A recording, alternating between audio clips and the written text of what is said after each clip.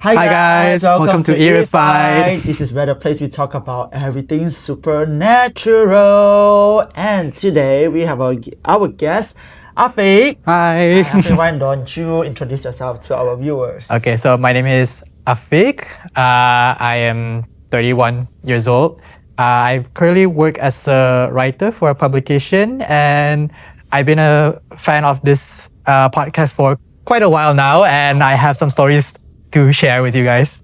It's very exciting because, as a host, right, I always feel like, I always feel like there's nobody watching. But actually, when people tell me that, I've been watching and following the channel for some time, and it makes me so happy. Like, gives me much more motivation to continue doing this and share the story. Horror stories to people who love horror. Yeah, I'm a huge horror fan. So anything horror or like supernatural or anything very creepy, even like movies and whatnot, that's like my go-to. That's great. So I'm pretty sure you are here today and you will bring us some stories that are very impactful. Not like impactful, but something that's like is very vivid in your mind after some time, right? Yeah. All right. And okay, before I start the storytelling, right? I always ask this question to my guests. Do you believe in supernatural before you have anything? Yeah, I've always been like interested in the supernatural ever since I was like a kid, and those things kind of always like scared me. I think like growing up in a Malay family, they always use like these like supernatural things to like the pantang larang to like scare us, right? To like, if you go out late at night, a ghost will come and kidnap you, like whatnot, like that. Yeah, so it kind of like ingrained in my mind. So I've always kind of believed in that. But I didn't really experience it until I was like 18-ish, like that, yeah. Oh, okay. You told me that you experienced it during your college days, yes. Right? And this college, right, guys, I'm telling you, a lot of our guests who were on Eerified and they say that they have saw horror stuff in their dorms or whatever uni, right? It's the same uni that Afiq was in. So I don't know, means that this uni actually is memang famous lah for like supernatural stuff. Yes. Right? Okay. You bring us 3 stories and probably more if we have more time. Yeah. Okay. Let's dive into the first story. Okay, so this first story actually this is like my first ever supernatural experience. It happens when I was during my diploma years, not in the university that you referring to just now, but it was like in a different university. So this was like my first ever. I've never experienced anything supernatural or horror like that up until this moment. So it was like first or second week, like during orientation week, right? So we live in like an apartment kind of unit, like the dorm. So mine is like an apartment with 3 bedrooms. So there's like 3 other guys. So in one room there's like 4. three guys lah. 3. So 1 bedroom, 3 3 of us lah. So I and my roommates I have 2 roommates, and then like one night, I heard like. There's like a living area, like the living room, right? My bed is like right in front of the door. Okay, so I can hear things from outside lah. Usually like when the other housemates are like hanging out or telling stories, whatnot. So I always hear them like at night. But this night, around like 3 a.m., I woke up and I heard like crying. But I thought it was just like, okay, maybe my housemates like homesick or whatnot, or maybe like going through a really hard time. So you guys are not in the same room, right? No, this one, because like, okay, me and my roommates are in one room, and then the other housemates in another. Okay, got it. So yeah, there's another probably room. like 6 or people in like that, yeah. So me and my roommates, two of them are like sleeping in their beds. I woke up at like 3 a.m. and I heard someone crying like in the living room, right? I thought it was just a housemate crying, maybe like homesick or going through something, right? Then the crying got louder, and that's when I realized that it was like a woman crying, and we are in a boys' dorm. So I thought, okay, there's no way there's like a woman crying in our living room, right? Then the more I tried to ignore it, the louder it got. And I was so terrified. I wanted to wake up my roommates, right? because I don't think they heard it. I'm not sure if I was the only one who heard it, but like my roommates were fast asleep. I wanted to go up to them and like wake them up, but I was too scared to get out of bed, and I tried to ignore it, but it kept getting louder as if it was like crying right in front of the door. Oh my god! So it was further, then slowly it. Yeah, it was gets like it started like weeping, and then suddenly it got to like full blown like crying lah.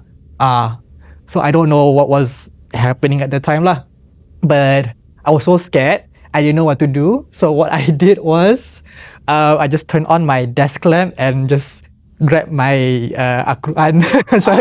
started reading like Surah Yasin lah. So like I try to ignore it. So like I think it took me like 5 to 10 minutes ish. Then that's when the crying kind of like got softer and softer, like fading away lah. So that's why I was like, I kept reading until I finished, and then up until like I feel like okay, no more crying anymore. I think I'm safe.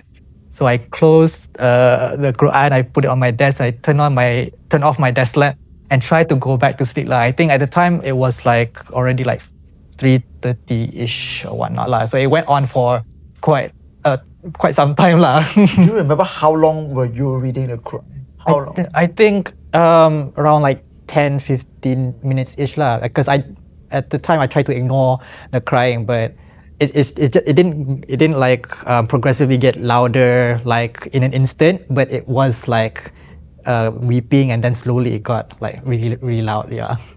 Oh, then what's the aftermath? Do you like check up with? Yeah, because like I woke up like the next day and I asked my roommates like if they heard anything. They didn't hear anything. Yeah, so I even asked my housemates like, did you guys by any chance have someone over last night? They're like, no lah. It's like what 3 a.m. Like who do you have over, right? Like especially if it's a woman. No, and this is like a very strict college. You cannot have anyone over after anyone outside lah after like a certain curfew time. So I don't know who that was, what I heard, but that was like my first ever supernatural experience lah. This is the appetizer. Okay? Yes. Appetizer. Okay, but I'm very curious because I have heard like not like similar, but stories that are kind of like this. A lot of people will choose to just go to sleep, or they will just read the Quran inside the heart. But you chose to wake up. What happened if you turn on the lights and you saw something? But my mind was completely blank. I just did what I thought was like the best decision for me. Yeah. So I didn't even think like the possibility of something just showing up if I turn on my desk lamp. I just thought I need to grab the Quran that was on my desk and just like started reading lah, because like I feel like that was my protection, my shield lah, having a holy book on you. Wow, but this is the only encounter in that dorm. No, this was but that was my first. But the second time, same college, but it's like I think first year as well, but like a few months later. The same place. Same dorm, not like same building lah. Okay. So in the boys' dorm, there's like a few buildings like that. There's like block 1, 2, 3, and whatnot, right? So mine is at block 3, if I remember correctly. Mine's at block 3, and then there's block 5, which at the time was like abandoned, like closed off. Like no one lives there. No one stays there. There's hardly any visitors going there lah.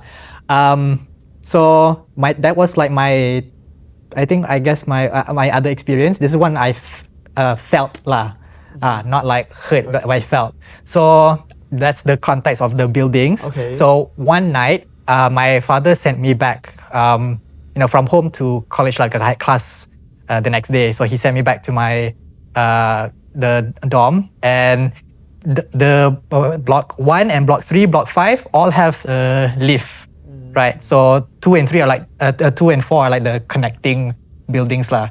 Okay. So you go from 1 and you can walk to 2 like that. Yeah. So 1, 3, and 5 are like the only lifts lah. So since mine was at block 3, I wanted to take the lifts at my dorm lah, right? To up to my, I lived on the 7th floor. Okay. So I pressed the button, it was not working. Okay. So I was like, okay, let's try block 1. So I walked all the way to block 1. Again, the lifts were not working. What? So I was like, do I have to really go to block 5? Because block 5, like, no one lives there. It's completely empty. Is there a reason why block 5 is not occupied? I heard from seniors that, like, rumors lah, they say like tempat tu like keras.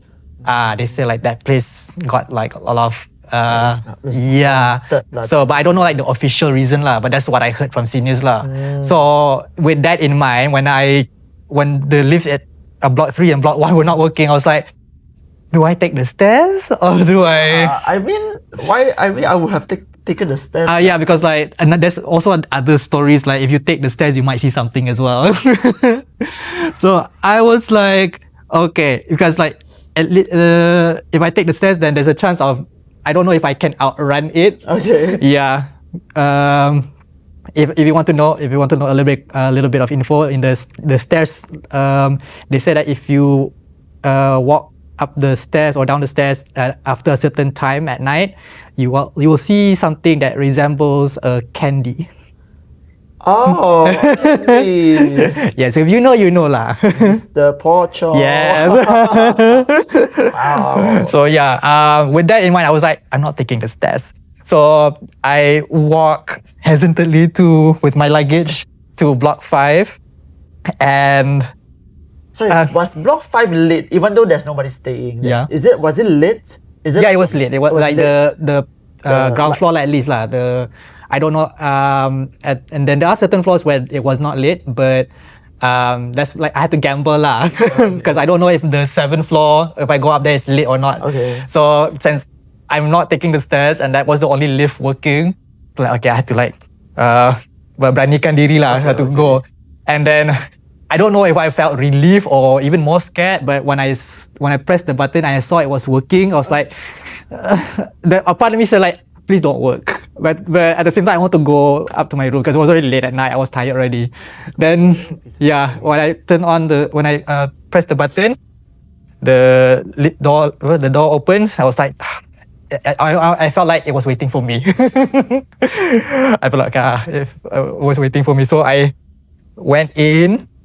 I put my back against the wall so I can see every side. So like the buttons are on this side, on my right side. So I pressed the 7th floor, and that was the longest lift ride I've ever felt. Yeah. So I was like looking up and down all sides to make sure that there was nothing that pops up, right? So then when it reached the 7th floor, the door opens. Thankfully, it was like lit, like dim lah, but like still lit lah kan. So I peek out, see, okay, look to my right, look to my left, nothing. Okay, I think I'm safe. When I put my luggage right, I felt like something was pushing my luggage down. As like they're pushing as if like something climbed on top of it. Oh my God. And I don't know why, but this is regular. you know, okay, usually when you felt something, your first instinct was just to let go and just run, right? I did not let go. I just run, pulling my luggage, and it felt so heavy, you know. But I was panicking. I was like running and running, pulling my luggage. I don't know what. I did not dare to look back, but I did felt something heavy. Up until like at the hallway, there was like a hole on the floor. So when it reached, when my luggage like hit the hole, right, that's when it started to feel light again. So I don't know if there's something on my luggage fell over. I don't know. I don't want to think about it. But at that time, it felt light again. So I just like ran straight to my room, not wanting to think about what was pushing my back downwards. But it did felt like so heavy lah. Because it was so sudden. It did felt like something was like climbed on top of it. Oh. Yeah. Oh my God. So that was like another experience at that particular college. But I'm just wondering because how is it possible that the block that has most people using, I mean, the blocks that people are living in, the lift is not working, but the one that has nobody living, but the lift is working. How does that work? I know, right? So I was like, why, out of all the nights, that was the one that worked. I don't know if there was like a coincidence that it just didn't work that night, or So like something was like strange. trying to mess with me lah. I don't know lah. But did the lift get back to normal the day after? The day, no, it was still like unavailable. I think like a few days later it started working again. Yeah, so it could have been a coincidence like that the other lifts were not working. But I was like, why out of all the nights it didn't work at that specific night? There was nobody downstairs. That No, could, I was like, because you. it was like so late at night already, around almost midnight like that. I see. So everybody was like already in their rooms because there's a specific curfew. You cannot be like outside your rooms after a certain time at that college. So since I was returning home, I was returning to my dorm. So if the security guard saw me, I think they won't like not pay attention lah, because like, okay, maybe they just assume that, oh, I just arrived like that now.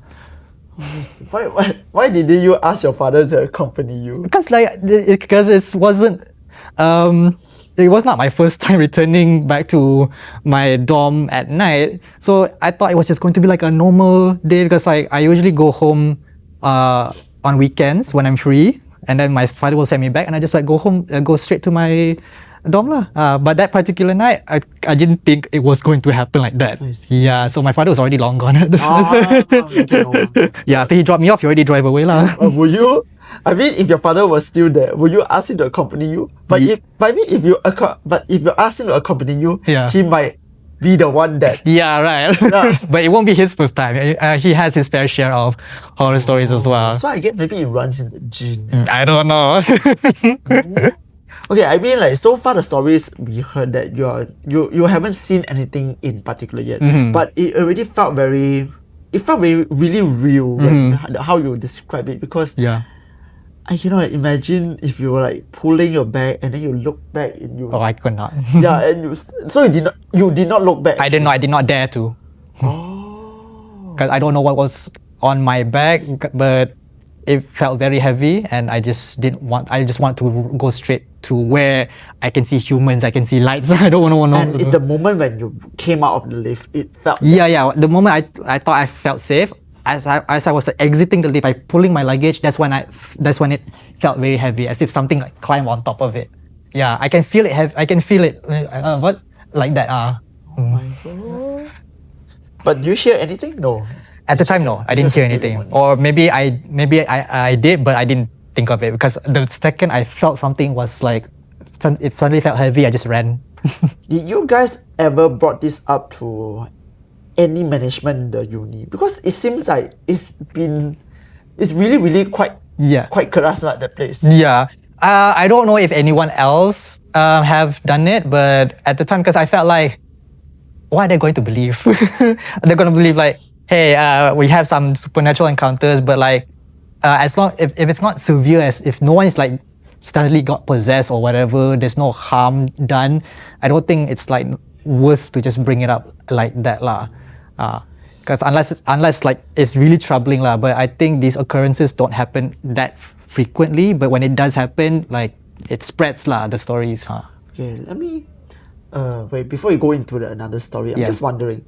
I mean, of course, I've never lived in the place that it was known to be haunted lah. How do you guys actually live in a place knowing that it's haunted and even experienced it before? How do you guys sleep at night? Or go home alone at night? I think because like I was studying, I didn't have a choice. So it's more like I just had to face it like head on if something were to happen, because unless something like really bad or traumatizing happened, that makes me I want to leave. I want to get out of here. But thankfully it did not reach at that point lah. So the things that I've experienced is not like too bad compared to what others I've heard, like their stories. So because I know some of them have like, they can see, so they have seen things, they have felt things, they have like what they claim like things like speaking to them and like whatnot. So it has not reached that point for me lah. So I felt like, okay, so far my experiences are quite mild. Yeah, mild. So I feel like, okay, I can go through for the next 3 years here. Wait, but Oh, so you were there for 3 years? I was for 3 years. But Yeah. so the next story is in a different unit. Yeah, New City. Yeah, the one that you mentioned at the start of. Yeah. So wait, what do you study? Why is it so long? Okay, so like my diploma, I studied English language, so linguistics. So in my degree years also, I took English linguistics, minor in English literature. So also like three and a half years left in my degree. Yeah. Oh, so this next one is you're studying masters. Is it? No. The stories I've told is during my diploma. So okay. yeah, so this one is like the next story is during my degree years lah. Let's go into the degree story because I heard that it's even more. Woo! Yeah, like you mentioned that there are a few some guests who have who went to the same university as I did. Yes. Yeah. So okay, in my university, in the college area, right? In this university, there's like few other colleges in this one area. So we call it like Surumpun lah. Okay, because there's few different colleges in this area. And just to give you guys like a little bit of context, like so in this college area, next to it is a Chinese graveyard. Yeah, and after the Chinese graveyard is the faculty Bahasa FBMK. So there's also a lot of stories at FBMK as well. The graveyard is inside of the university. University. Yes. Why? Why? It's a huge university. Yeah. But why is it inside the compound of a university? I don't know. I've never questioned it. It's so weird. But so you can imagine that there are some stories that people have, especially because like the graveyard is right next to the girls' dorm actually. Yeah. Okay. But there is like a hall which is also like next to the girls' dorm. There's a hall also like if you go a bit further then there's the graveyard lah. So it's this particular story happened at that hall lah. So this one happened during my degree years and it was I was in choir, so it was like during practice hour lah. We practice usually for choir. We usually practice like really late at night because we were preparing for a contest. So in this hall, there's like in the rehearsal room. So we were practicing, and then I think it was like midnight or 1 a.m. like that. Everybody was resting. It was like break time, and I wanted to go to the restroom. And I saw like my members, already sleepy, already tired. So I didn't want to like kacau them like. So I was like, I can go to the restroom myself lah. I can beranikan diri and just go to myself lah. Usually I would have someone like teman, but this night I was like, okay, everyone's tired. I can go myself lah. So I walked out of the rehearsal room to the restroom, like right down the hall. So I walked to the hall, and as I entered the restroom, I already felt I was being watched. But at the time, I didn't jump to that conclusion lah. I just thought, okay, I'm just afraid lah. I'm alone. It's like 1 a.m. and it's already so it gives that eerie vibe. But I didn't want to think of anything. I didn't want to like fikir bukan-bukan lah, right? So I just entered like, okay, it's just my anxiety. I just rasa takut. That's it. So I just went. So I went to the urinal on the wall. Okay, but I did felt like, I felt like I was actually being watched. So I was like, this is a bit different from like when you are like you enter something and it's different when you're like you rasa nervous or takut like that. Like you enter a dark room trying to find a light. You rasa takut, right? But this one I felt like eyes were on me. I did felt. So I was like, I tried to not to think about it. Okay, it's just my anxiety. It's just my anxiety. Nothing. So, but as I was like doing my business, I did felt like something was watching me on the left.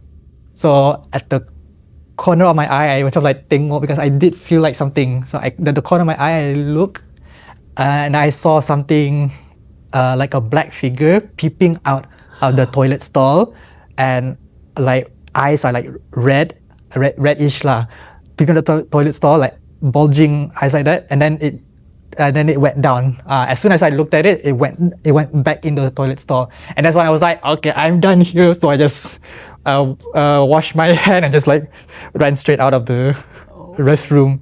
Yeah, and that place is known to that restroom and that hall, the day one tu memang known to be very keras lah.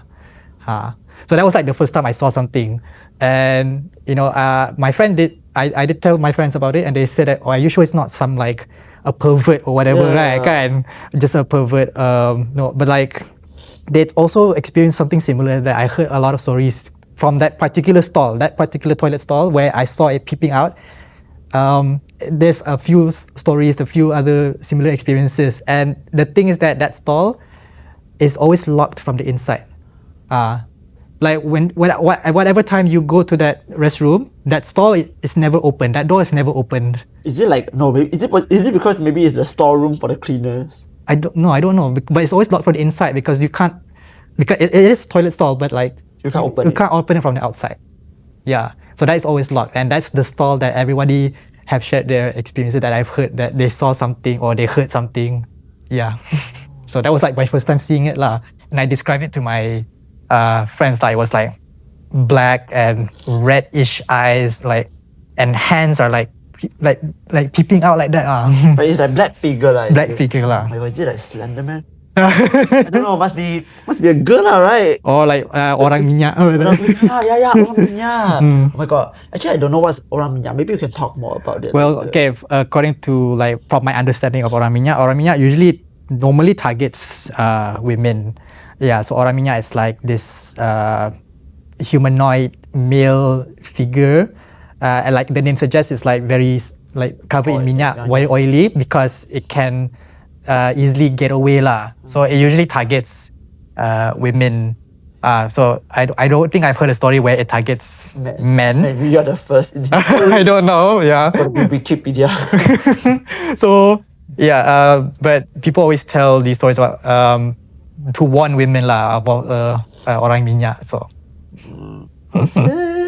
One question one thing I realized also, because you mentioned that orang minyak only targets women. Yeah. And I feel like a lot of ghosts also only targets women. Sorry, not human. Women. Is there a reason why? I mean, like not necessarily. Like it depends on the ghost itself. Like orang minyak, because it's a male ghost or demon, so it targets women. Because like in Malay in like Malay culture, there's a lot of ghosts. Or like not just Malay but I think like Asian in general. If you notice, like there's a lot of women ghosts. Like Penanggal is a woman spirit, like a vengeful woman spirit, right? And then Pontianak, so also a woman that targets. But Pontianak basically targets men. Really? Yeah. Oh, I thought Pontianak targets pregnant lady. I mean, like there are stories that like the classic stories, like Pontianak targets men because during the day she takes on a beautiful human form that to lure men, so that when the man's like right there, that's when she reveals her true form. Yeah, that's where like one of the origin stories of Pontianak lah. Interesting. For Penanggal specifically, it targets women, like especially women like who are about to give birth or after they give birth. Yeah.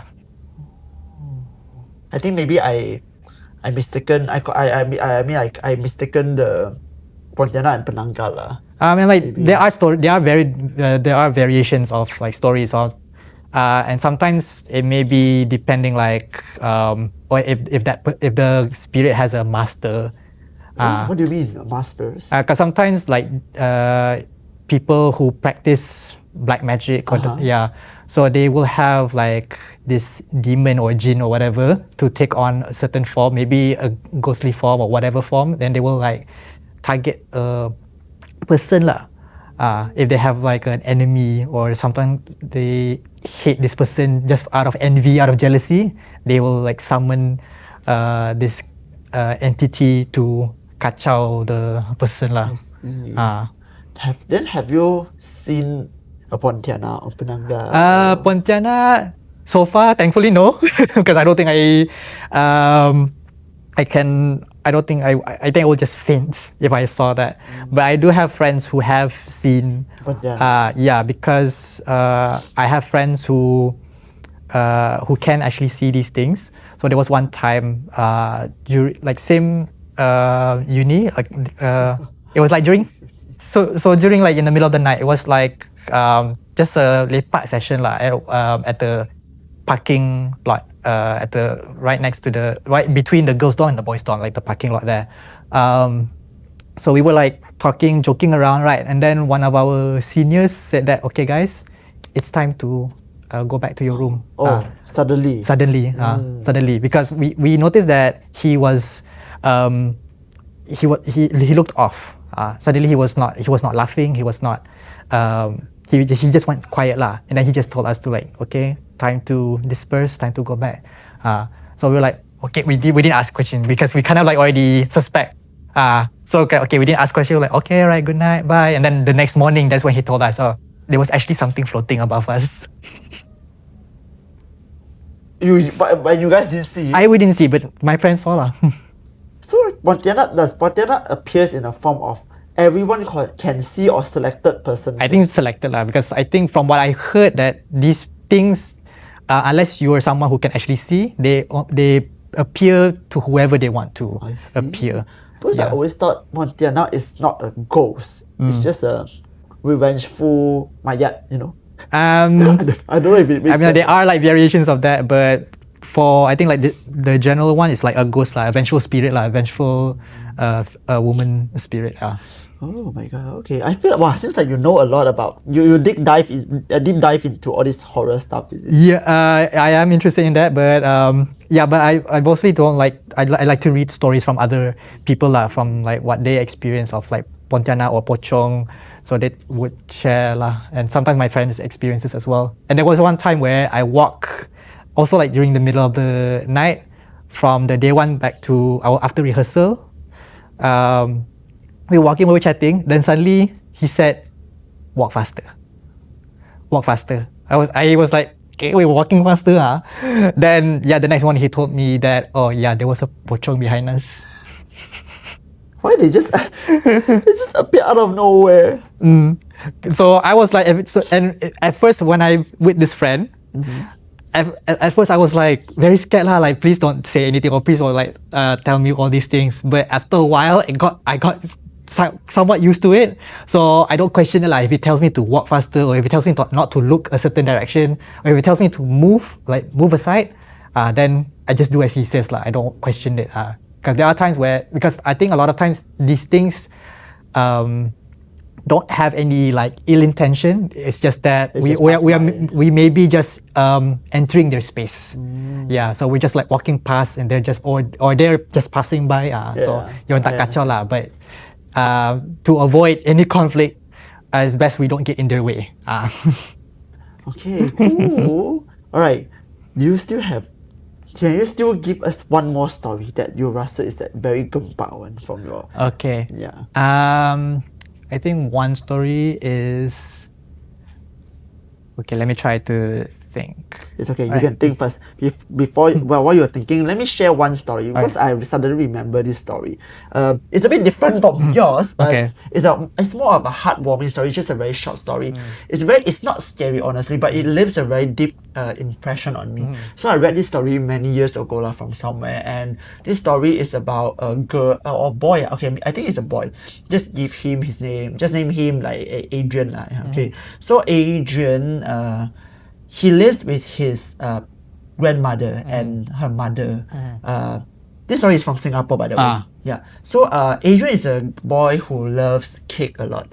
So while he was studying, I think like primary school. So every time he go home, his mother will prepare a cake for him to eat. So it's like a very regular thing. Always does that. But one day, his mother passed away, and of course it's very sad. And there's only him and the grandmother, right? So after the mother passed away, so life goes on. He goes back to school and all. Then one day, he came back and he realized there's a cake. There's a cake on the table. Yeah, and then after that, he just thought that maybe the grandmother bought the cake, so he just eat like normal, because like the mother used to do it, so the grandmother thought that maybe he thought like, the grandmother just want to do it because he likes the cake, right? But after a period of time, so he never asked the grandmother. So it was like after a few days or like a week, so he felt that it's weird. So he go and ask his grandmother. He's like, oh, grandma, do you actually, oh yeah. So he thought that, oh yes, correct, I remember correctly already.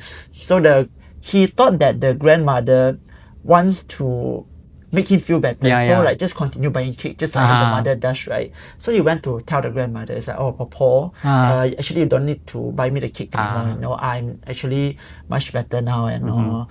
Then after that, the grandmother was like, oh no, I did not buy any cake. And of course, nobody entered the house. So where did that cake come from? So I think it clicked in his mind, and then he wrote a letter. He wrote a letter and put it on the table. He say, "Mom, I know it's you. I know you're very worried about me, but don't worry about me anymore. I'm older now. I will live on with my life, and I want you to not worry about me, to leave this place peacefully." And ever since then, the cake never appears anymore. And I feel very touched because this is such a mom's love. And the first time I read this story, I actually cried because it felt like parents' love will go a long way even after you're not in this world anymore. So the life is so sad. I mean, it's so different from what you told me. But if it were me though, if I see something like a loved one always do, and then it just appears in front of me, I don't think I would personally. I don't eat the cake lah, because sometimes because I heard stories that if something is presented to you, it like reminds you of your loved one, it may be a trick. It appears to you as something that it reminds you, but in reality it's something else. So you are saying that it could be illusion, or something like that. Illusion.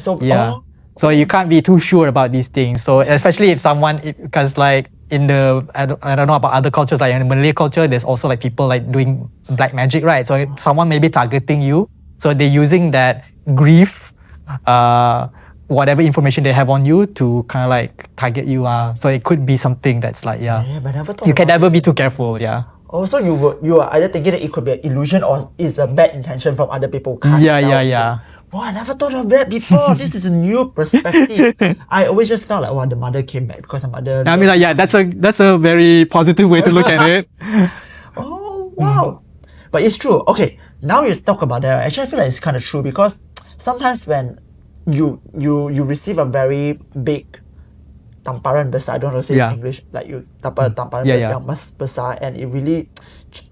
You might still be in grief, so you illusion the thing that is always here. Then maybe the boy finally realized that he needs to get out of this grief, so he wrote a letter. Maybe it's just a closure for himself. It could be, that's one way to interpret the story. I did not know. I did not thought of it before. Thank you. It's a new perspective for me. Okay, cool. Okay, done with my story. So. All right.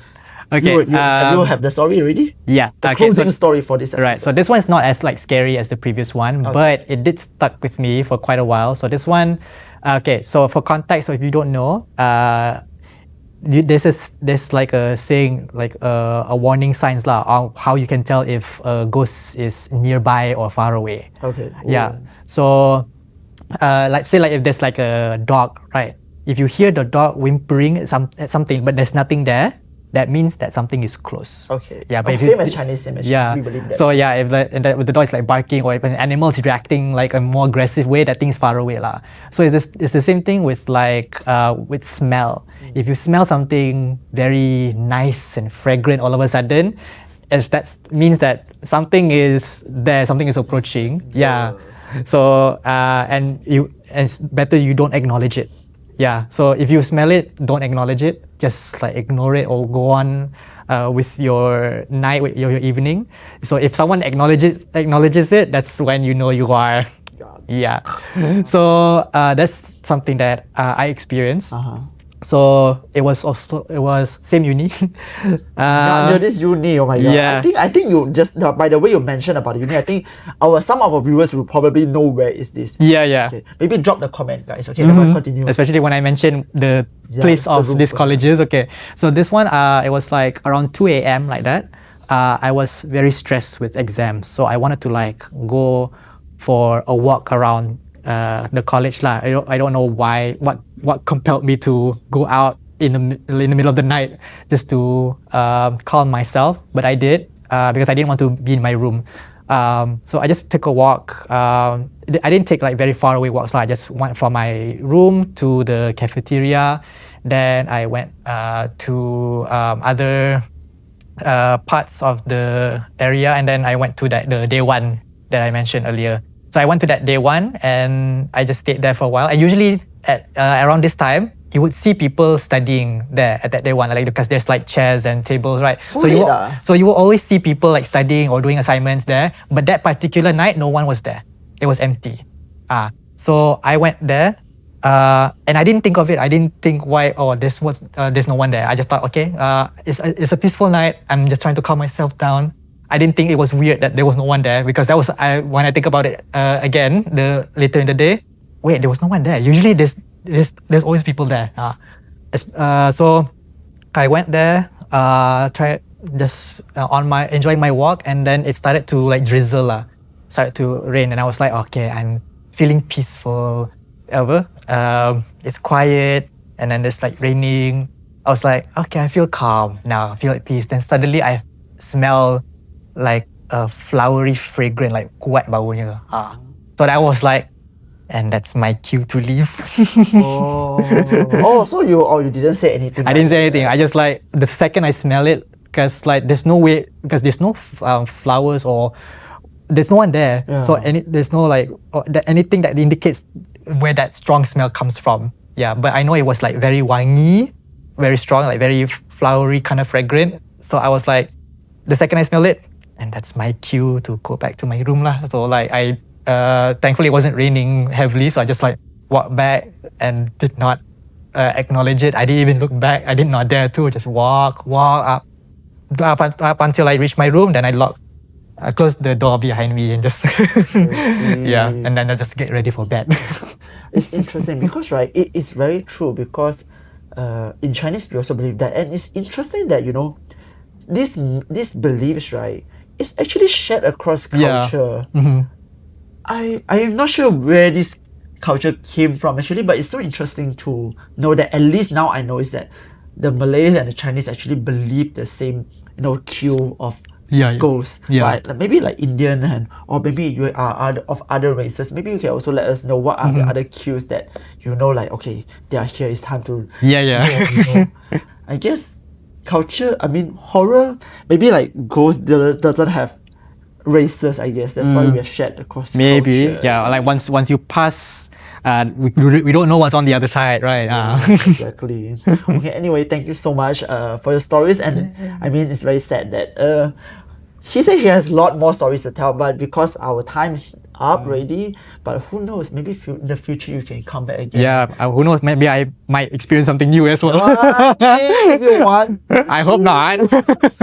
Or maybe you can invite a friend in the future, and then you all can talk, like Yeah, and also, just one last question. Do you actually feel scared now if you see it? Oh, if I were to see it? Yeah. Oh, I definitely would feel scared. Yeah, because I'm actually like, even though I'm a fan of horror and all these supernatural things, I'm very much a scaredy cat. So like I love going to like haunted houses, any like attractions like that Sunway Lagoon, like Nights of Rise. I love going to those places.